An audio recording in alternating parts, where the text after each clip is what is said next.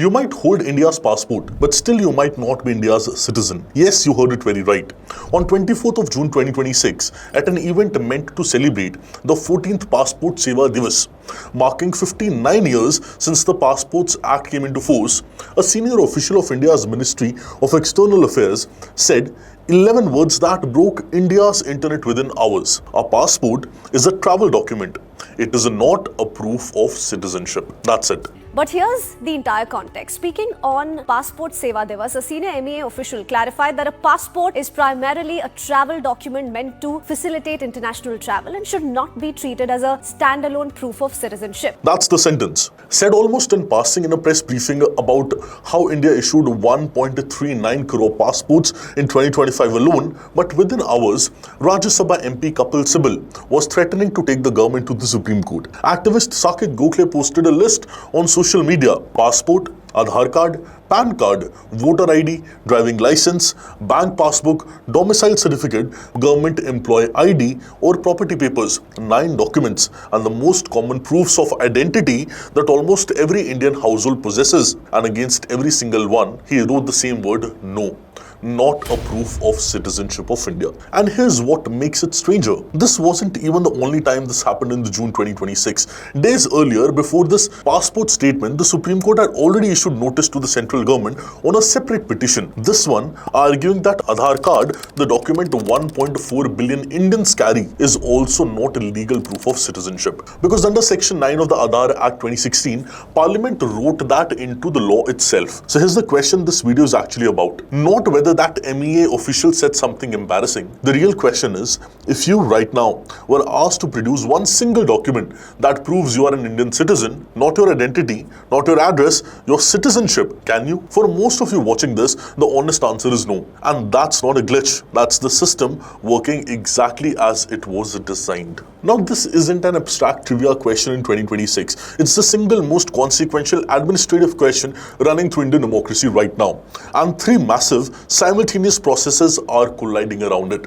1. The Election Commission is currently running the largest electoral roll verification exercise in India's history, called the Special Intensive Revision, covering over 51 crore voters across the country, explicitly built around the question of you can prove that you are a citizen or not, and who can prove that they are citizen. Second is the Citizenship Amendment Act of 2019, which fast-tracks citizenship for some religious groups and not others. Has the verdict pending before the Supreme Court after a final hearing in May 2026, a verdict that as of this recording has still not been delivered. And third is, in May 2026, the central government quietly constituted a high-level committee on a demographic change, headed by a retired Supreme Court judge with a mandate to study what it calls unnatural demographic change caused by illegal immigration across the entire country, not just the border states. Its report is due within a year. Now, 3 different arms of Indian state, all in 2026, all independently arriving at the same unresolved question: who exactly counts as an Indian? And how do we prove it at the scale of a 1.4 billion people? Let's build this from the ground up.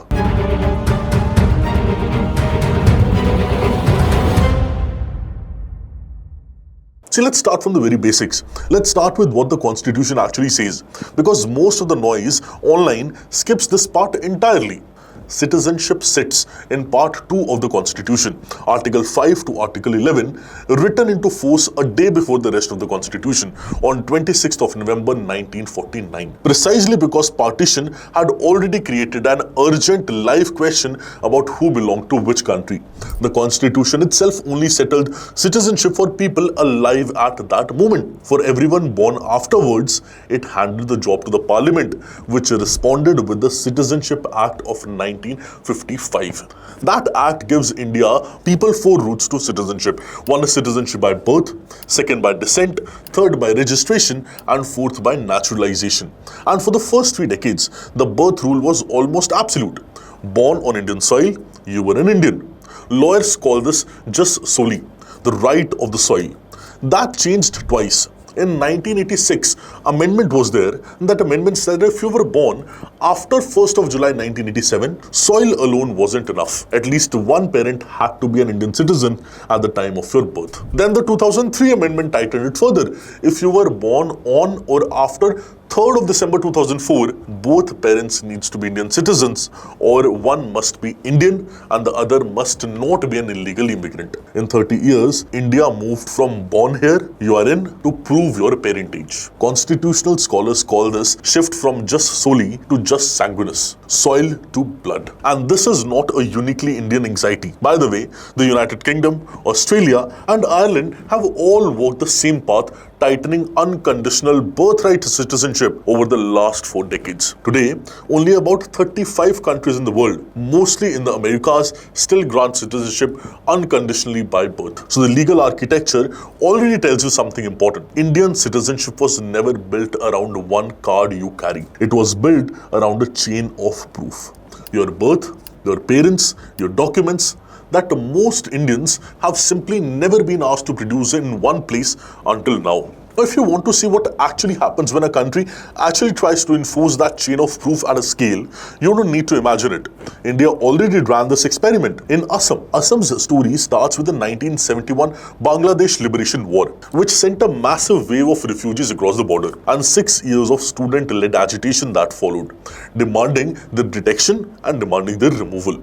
Now, that agitation ended in 1985 with the Assam Accord, very famous Assam Accord, a political settlement between the government and Assamese student groups. To give the accord legal teeth, Parliament inserted Section 6A into the Citizenship Act, and it set a cut-off date. Unlike anywhere else in India, not 1948 like the rest of the country, it was the 24th of March 1971, the night before the war began. See, under Section 6A, now anyone who entered between 1966 and 71 cut-off could register as a citizen but has to wait 10 years before they could vote. Anyone after that cut-off was in law an illegal immigrant. To find out who actually fell into which bucket, the Supreme Court ordered an update of National Register of Citizens in 2013. The numbers are worth sitting with. 3 crore 30 lakh people applied. The first draft in 2018 excluded over 40 lakh of them. After years of claims, objections, appeals, the final list published on 31st of August 2019 included 3 crore 11 lakh 21,004 people as citizens and excluded 19 lakh 6,657 people. Around 19 lakh people they were excluded, larger than the population of several Indian states' capital cities combined. And here is the detail almost nobody knows outside Assam. That final list still isn't formally notified by the Registrar General of India, even years later. The people excluded from it were supposed to get rejection slips so they could appeal to foreigners' tribunals. Many never got them. They exist in administrative limbo, neither confirmed citizens nor confirmed foreigners. Well, what happens with people stuck in that limbo? Some get detained, and Assam still runs what it now calls as transit camps, the same facilities that used to be called detention centers earlier. And in January 2025, the Supreme Court itself questioned the Assam government for holding 270 people in the Matia transit camp without explaining why. One man, a Nigerian national, was found to have been held 1,457 days beyond his legal sentence, simply because deportation never happened. Rights group have documented cases like that of Ajaba Khatun, a woman who says she is an Indian citizen, fighting deportation from that same camp after being declared as a foreigner by the tribunal. And in one of the most cited cases, a decorated Kargil war veteran, Muhammad Sanullah, was himself declared as a foreigner by a tribunal and sent to a detention camp in 2019. Before the courts intervened, the Supreme Court finally ruled on whether Section 6A itself was even constitutional in October 2024, 6 years after the question was first referred to a constitution bench. By a 4-1 majority, the court upheld it, with the Chief Justice of India, at back then D.Y. Chandrachudji, writing that the Assam Accord was Parliament's legislative answer to an extraordinary region-specific crisis. The lone dissent from Justice J.B. Pardiwala didn't agree that the law was reasonable in 1985. He argued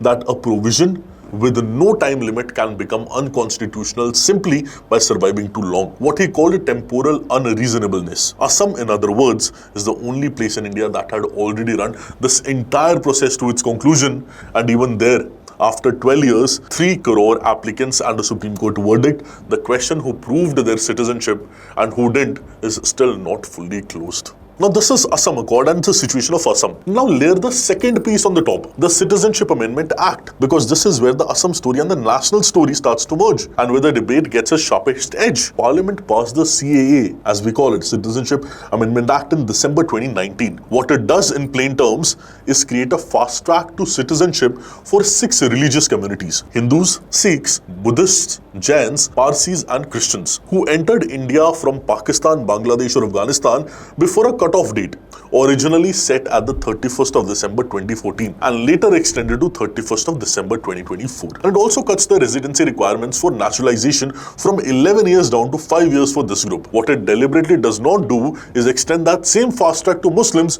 from those same 3 countries. The government's stated reasoning, repeated by our Home Minister Amit Shah and others, is that since Pakistan, Bangladesh and Afghanistan are Muslim majority Islamic republics, Muslims from those countries are not the population facing religious prosecution there.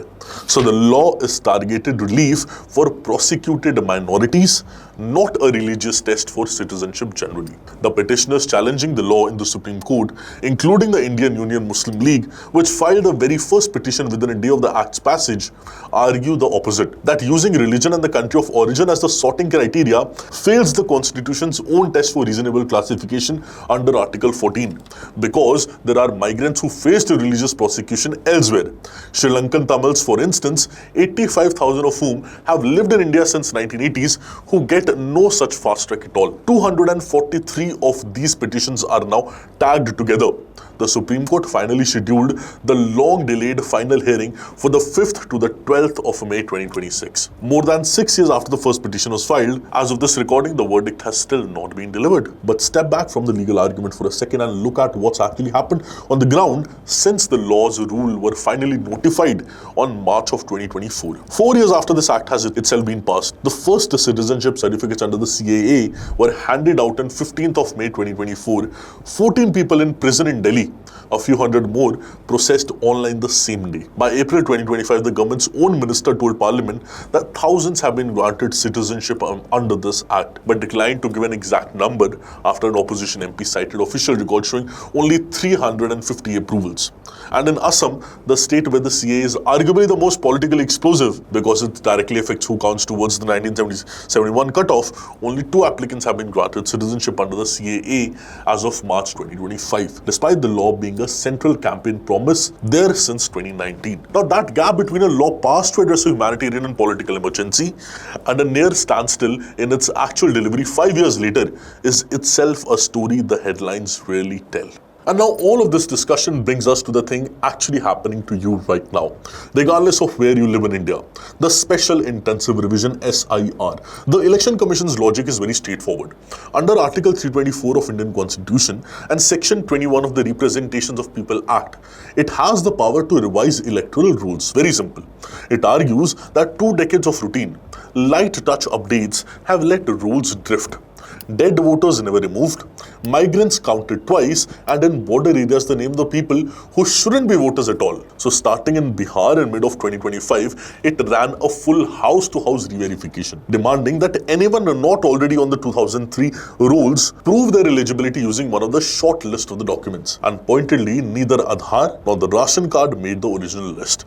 Aadhaar was only added back in after the Supreme Court intervened. The Bihar numbers tells the scale of this. Before the SIR, the state's roll carried 7 crore 89 lakh names. After the full process enumeration, objections, appeals, all supervised by the Supreme Court itself, the final roll published on 30th of September 2025 carried 7 crore 42 lakh. Roughly 47 lakh names gone. About 6% of the electorate gone. Phase 2 rolled out across 9 more states and 3 union territories in November 2025, covering 51 crore electors and by some counts cut the rolls of over 10% nationally, including reported deletions of about 91 lakh names in West Bengal and over 2 crore in Uttar Pradesh. And then comes the phase 3 covering 16 more states was announced in May 2026. Punjab's exercise exercise is still underway, with the final rule, which is due on 1st of October 2026, have challenged the entire exercise in the Supreme Court of India. Many opposition leaders have challenged the entire exercise in the Supreme Court, arguing that it functions as an undeclared backdoor national register of citizens, shifting the burden of proof onto the poorest and the most migratory voters, the exact people least likely to have 11 different government documents lying around. The Supreme Court's verdict came on 27th of May 2026, and it is worth understanding precisely because both sides have since claimed it as a win. See, the court upheld the SIR as constitutionally valid, ruling that accurate electoral rules are not a partisan slogan but a genuine constitutional value. But it drew one very crucial line, very careful line. The Election Commission, the court said, can examine citizenship only to decide who goes on the voter list. It cannot decide in any final or legal sense whether someone is or isn't an Indian citizen. This power stays with the Citizenship Act's own designated authorities. If the commission has doubts, it must refer the case onwards and the authority must rule before the next election in that constituency. Deletion from a voter list, the court explicitly said this. Deletion from the voter list does not mean a declaration of non-citizenship. It's a careful, almost surgical distinction, and also, if you think about it for a second, a very revealing one. The country's top court had to explicitly clarify in 2026 that being removed from your voter list doesn't mean you are non-citizen, because functionally, for the ordinary person standing in front of a booth level officer with the wrong documents, that distinction barely exists. Now, this is why exactly the third process matters so much, the High-Level Committee on Demographic Change, constituted on 26th of May 2026 under the retired Justice Prakash Prabhakar Nolekar. This isn't confined to Assam or to election rules. Its mandate, which is set by our Home Minister Amit Shah ji, is to scientifically study unnatural demographic change from the illegal immigration across the entire country, and also recommend a time-bound solution. Now, its report is due within a year, extendable by 6 months. See, read alongside the SIR and the pending CA verdict. It's hard not to see the shape of where it is heading, towards some version of a nationwide reckoning with exactly the question this video opened with. And to be clear, India is not uniquely confused here. No country has a single universal citizenship card. The US proves citizenship through a patchwork too: birth certificates, passports, naturalization papers, and in January 2025, an executive order attempted to restrict birthright citizenship there as well. An order still working through American courts. Britain has no national identity card at all. What makes India's version of this question different isn't the absence of a single document. Every democracy has that gap. It's the scale at which India is now testing the gap, and that too simultaneously, through 3 different state machineries for 1.4 billion people, many of whom, of course, we know are poor, are in rural areas, are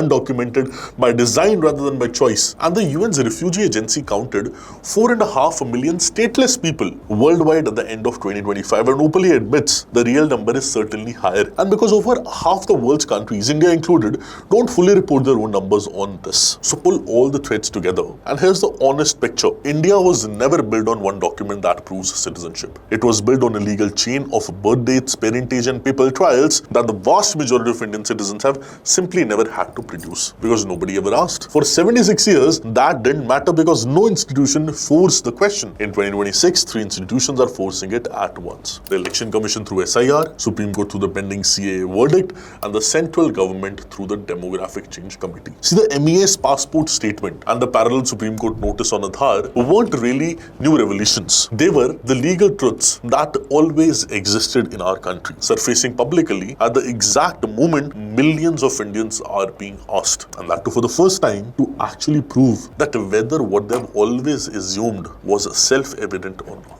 And here's the question I'll leave you with, and I genuinely want you to sit with it rather than scroll past it. See, the CA verdict is still pending. The SIR will cover the entire country by the end of this year. The Demographic Change Committee report will be there in the next 12 months. Somewhere in the next 18 months, India is going to have an answer on paper at the scale of 1.4 billion people, a question it has never had to answer before. Not who deserves to be Indian, but who can prove it. If you were asked tomorrow, not for your identity, not for your specific address, but specifically for proof of your citizenship, what document would you actually reach for? And if you're not sure, what does it tell you on this exact question? Neither are 900 million voters, the Election Commission, or until 5 days before this video, the Ministry of External Affairs itself. They don't know about the answer. I hope you gained a new perspective from this video. Do let me know what are your views in the comment section. All the very best and have a beautiful day. Thank you.